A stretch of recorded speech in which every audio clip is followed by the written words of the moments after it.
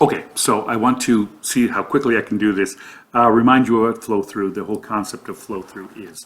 And this is the example that we used in class. And essentially, we looked at an income statement, right? A very particular type of income statement, a consolidated income statement. And we can tell it's a consolidated income statement because it has each department represented here, right? It has our, for instance, has our rooms revenue. And subtracting all the expenses from the rooms department with the departmental income. Let's take a look at that together then. In this case, we see that our this year, our rooms department made $3 million. There were expenses associated with running the rooms department, and then they had departmental income here, right? Meaning they made $3 million, they paid for their own expenses, those things associated only with the rooms department, and were able to keep $2.2 million, and we do that with every department. We're only showing the highlights of each department, right? Now, we know that the department income, sometimes I call it departmental income, sometimes I call it contributory income, is the amount that each department has left over after they've made their revenue, paid their expenses, and then they give or provide that department income, in this case, to the general management so they can pay for all the shared expenses, those expenses that aren't directly associated with any particular department. Things like paying the general manager or plowing the parking lots or putting some good marketing together. Those things that benefit us all, but no one department should be made to pay for it. What we do is we put all our profit, our department income together, and then that's used. Whatever is left over after that, then we can call that true profit, right? So we know that to be true. All right. Knowing that, we see up here on this top line that that's total revenue, meaning not total department income, right? But total revenue of the entire hotel. Every department's revenue, all added up, are these numbers. Great. Let's take a look at last year then. Last year I made $4.4 million, right? Well, sounds good, but we know that revenue doesn't count. The only thing that counts is how much money I have left over. Let's scroll down here to gross operating profit. Gross operating profit means how much money of that total revenue do I have left over after I pay. When I say I guess I mean the general manager, the hotel itself. How much does the hotel have left over after all operating expenses have been paid? Meaning all direct expenses, each of the department's direct expenses, plus those shared costs or undistributed costs that I talked about. So we know that we made 4.4 million. We have 1.5 million left over. All right, pretty good, pretty good. Well, we know that out of that 4.4 million, out of every dollar, part of that dollar goes to pay for fixed costs. You know, those costs that don't go up and down based on how busy we are, those flat rates that we pay no matter what. A salary is a flat cost. Rent is a flat cost. Those sorts of things. Subscription, you know, to software or something, all flat costs, doesn't matter.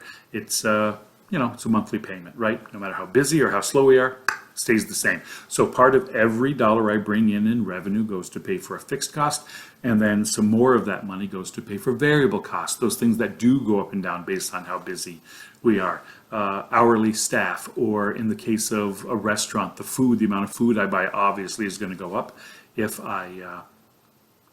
I'm busier, right? I buy more food. So we understand that every dollar that's brought in, part goes to fixed, part goes to variable. Last year, we know that we brought in $4.4 million. We paid for all our fixed costs.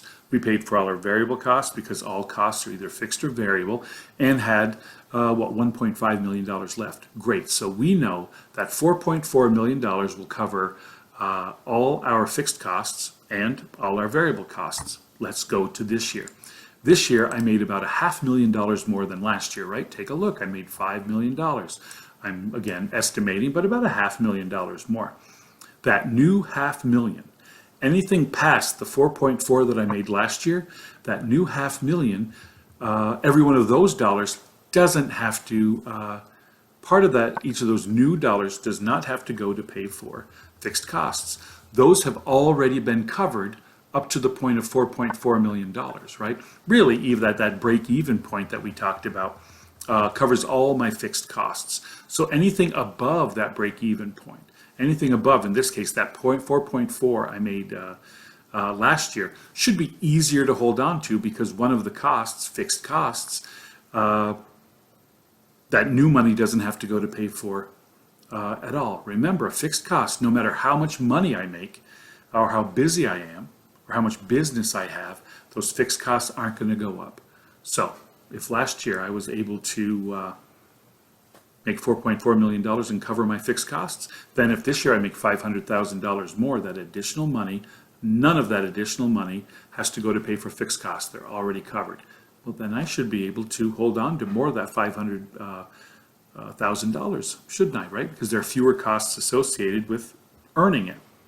Let's take a look down and see how we did. Well, gross operating profit tells me that after my operating costs have been paid, right? Everything down until that point. Last year I was able to hold on to 1.5, and this year I was able to hold on to 1.7. All right, that's good news. I made more money. I have more money in gross operating profit. Great. But that doesn't tell me how efficiently I did it, right? Say that I got so busy, right? This year was busier than last year. Say that I got so busy that I messed up scheduling and lots of people got overtime and that sort of thing, and I wasted a lot of that additional money because I was flustered. Or that I didn't put proper controls in place and people started stealing from me left and right, embezzling the money because they knew that I was too busy to watch it. Or remember in class we talked about the idea that just because you get a raise at work doesn't mean that you have more in your savings account, right? Sometimes you make more money and then you spend it on things you didn't really need, just things you want. Same thing can happen in business. I can be busier this year, bring in more revenue, and then just spend that additional money that I made, more money than last year, on nonsense. So all I know right now is I made more money in revenue, right? And I have more money left over in gross operating profit. There's a formula that tells me how much more how well I was able to keep that new money. And here's the formula right here. This year's gross operating profit minus last year's gross operating profit, that amount left over after I pay for my operating expenses, divided by this year's revenue minus last year's revenue. The old P2 minus P1, right? P2 is the most recent information we have, and P1 is the prior, whatever we're comparing that to. So let's just quickly do that. So I know that my flow through equals this year's GOP. I should be able to do it. This year's GOP minus last year's GOP, right? And I'm going to divide that this year's total revenue minus last year's revenue, right? That should bring me back down. Great. So the difference between this year's GOP and last year's is $185,541, and the difference between revenues between the 2 years is $615,045. Let's do a quick piece here. And remember, by the way, these are dollar amounts, right? But this flow through we measure in percentage. So if you're doing this in Excel, you have to make sure that this box is set up for percentages. It should be, yeah, percentage. I like one decimal point to work with, so I have that there. And I'm basically just doing this calculation, right? 185,000, blah, blah, blah, divided by 615,000. And that's saying that of my new money, I was able to keep 30% of that new money. The other 70% went to pay for associated expenses. Typically, if I'm looking at a hotel, overall at a hotel, I want to keep at least 50% of my new money, any additional money that I made over the prior year. So I didn't quite make it, right? If I was looking at just the rooms department and just looked at their gross operating profit alone, I want to keep like 80% of any new money over a prior year. So in this case, 50% is typically where I want to be at least. I only made 30. That means that this hotel did not efficiently spend the additional money that they had. Maybe it was any one of those problems that we talked about, right? They overspent because of overtime and that sort of thing, or they overspent because people were stealing. They didn't have the opportunity to really keep a hold of what was going on underneath them, or they just made bad, silly decisions. Okay, that's